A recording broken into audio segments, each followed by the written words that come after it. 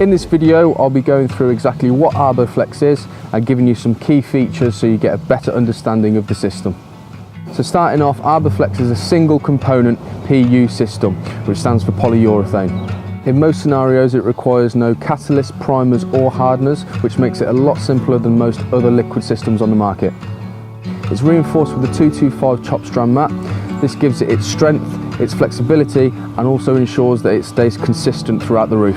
Any lumps, dips or uneven surfaces are taken away because of this. Any pooling of the liquid on the install as well, this matting gets rid of that. It's got a 25-year life expectancy and comes with a BBA certificate.